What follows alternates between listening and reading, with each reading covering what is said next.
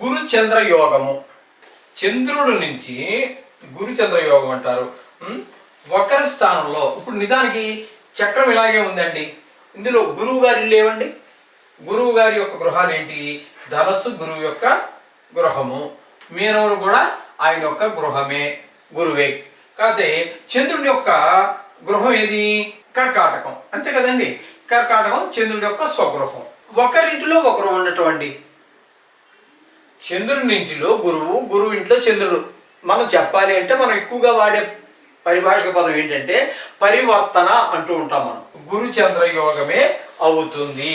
అయితే దీనివల్ల వచ్చేటటువంటి ఫలితం ఏంటంటే ఇది రెండు కూడా శుభగ్రహాలు, నైసర్గికంగా శుభగ్రహాలు. అంటే చంద్రుడికి వేరే లెక్కలు ఉన్నాయనుకోండి. పూర్ణచంద్రుడు అయితే పూర్తి శుభుడని, క్షీణచంద్రుడు అంటే అమావాస్య రోజు ముందు రోజు వెనక రోజు కనుక అయినట్టయితే దాన్ని క్షీణచంద్రుడని, మధ్యలో ఉన్నటువంటి దాన్ని మధ్యం ఫలితాలు ఇస్తాడని ఆయన లెక్కలు ఉన్నాయి. ఏదేమైనప్పటికీ ఇక్కడ ఆ లెక్కలతో కూడా పని లేదు.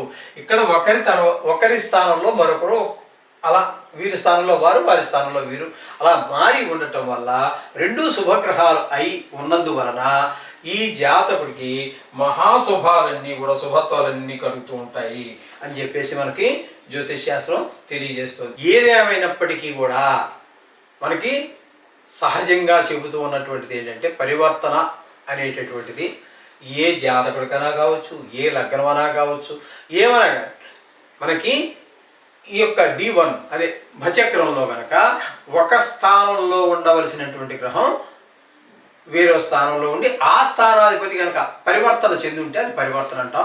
అవన్నీ కూడా శుభాలు కలుగజేస్తాయండి, అందులో సందేహం లేదు. ఈ రెండు శుభగ్రహాలు కాబట్టి పాడు చేసే ప్రసక్తిని ఉండవు. కాబట్టి పరివర్తన అనేది ఎప్పుడూ శుభమే. ఎక్కడ ఏ గ్రహాల మధ్యన జరిగినా కూడా అది శుభప్రదమైనటువంటి ఫలితాన్ని ఇస్తుంది. ఇది ఒకటి గుర్తుపెట్టుకోండి. అయితే ఇది పరివర్తన యోగం కింద చెప్పుకోవచ్చు. ఇది మాత్రం గురుచంద్ర యోగం అన్నారు, ఇదేదో కొత్తదని చెప్పేసి మీరు కంగారు పడాల్సినటువంటి అవసరం అయితే లేదు.